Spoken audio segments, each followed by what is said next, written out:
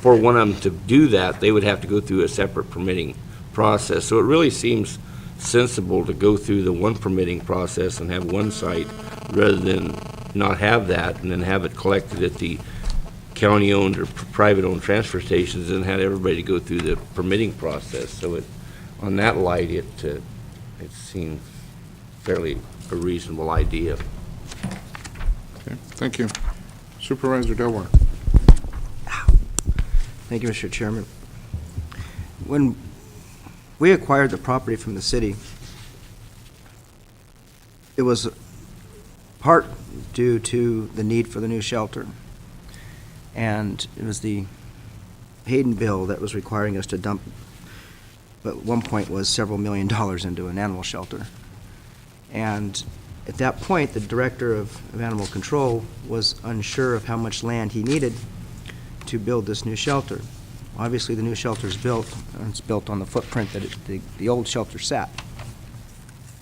So we don't need that extra land anymore. And I don't believe the county has been hounding IMSWA as of late to move. Seems to be a co-tenant without any problem. In reading the staff report, it says, for the last several years, there's been no response to IMSWA's communications to the family. And since the property is an orphan. To me, that doesn't give me any indication that this is a friendly combination, which is a tool that can sometimes be used if the landowner is willing. But it sounds like, as in some cases, there's a multitude of landowners that makes things difficult. But even with that situation, condemnation should not be a threat for purchase.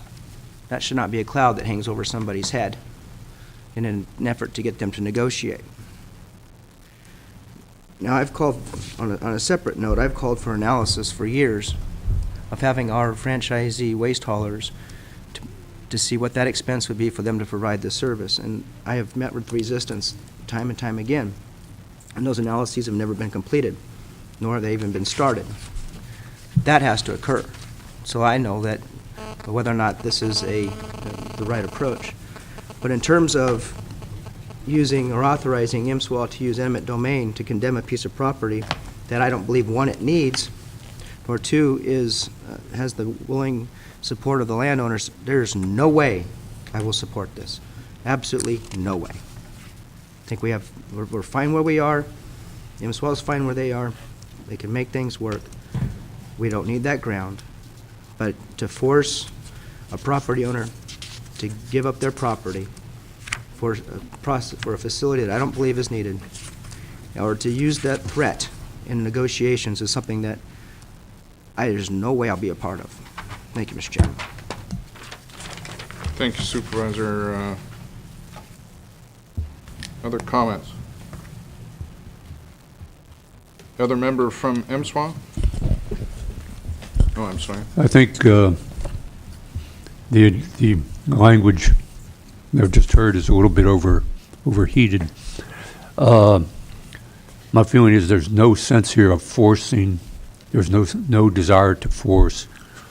Actually, there's some feeling here based on discussions that were carried forward, as I understand it, that this would actually pull together a number of property owners who, each of whom has a very small part of the larger parcel. Perhaps Mr. Sweeney could elaborate somewhat on this in terms of the number of parties. It resembles a little bit on the order of, herding cats, to use a cliche, and you can't expect to find one cat that will negotiate the settlement. So this is an undertaking that, having sat on IMSWA for on and off for the last 9 years, there's been an ongoing concern. This will continue to be a problem if we do not move in this direction, given the options in the area, in the valley, for what is necessary and what is desirable. this seems like an opportunity that would not be a taking in the ordinary sense of the term, but perhaps a facilitating of a transfer of property. And I would like to see it viewed in those terms, rather than as an imposition of state power over the poor property owner. That is not the case here. Nobody is assuming that somehow or other we're using a heavy-handed approach to this. If there are people who have objections, if the property owners object to this proceeding, I'm sure we will hear about it. I'm sure we will be responsive to it and can proceed accordingly. So I strongly support this move and commend Mr. Sweeney and staff for their efforts to move forward on this. It's been brewing for quite a long time. Thank you, Supervisor. Supervisor Smith. Thank you very much, Mr. Chairman. Mr. Sweeney, was this unanimous support of the Board of Commissioners? No, it was not. It was a majority support. What was the vote on that? The most recent vote was 3 in favor, 1 abstain, and 1 opposed. And it's been voted on more than once?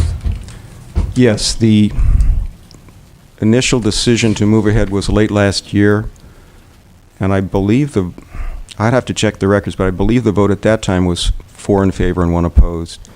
And then the composition of the Board of Commissioners changed, and we met last week, and the vote was 3 in favor, 1 abstain, and 1 opposed.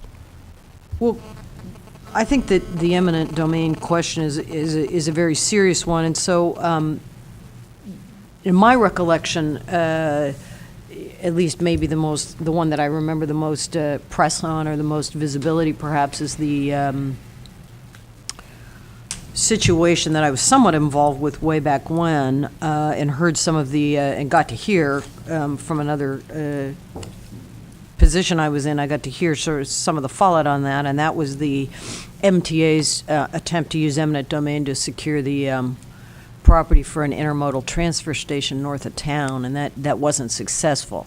So, and I think a fair amount of resources was spent on that, and that, made a lot of sense in the moment, but it didn't work.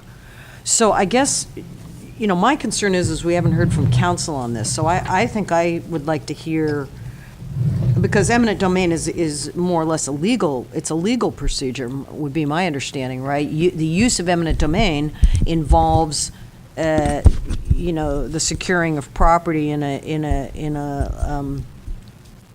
different manner than one is accustomed to seeing in terms of a willing seller. So maybe council could go over, the review of eminent domain in general terms, and then specifically the appropriateness for it in this particular setting. Well, actually, what the board is actually being asked to do is really a policy decision. But eminent domain, and MSWA can retain outside counsel or retain my office to handle the litigation, but it's essentially a litigation. We file a complaint, and then there's a determination of the fair market value of the property and compensation. It's not a real complicated piece of litigation. And they, pursuant to the JPA, the board has to give its blessing to this. And MSWA, unlike MTA, has the ability to pursue eminent domain within their powers. And so it's really a choice, for the board to make as to whether or not you want to give your approval. I understand it's a policy decision, but yes, it's a policy decision, but it also, I think we have to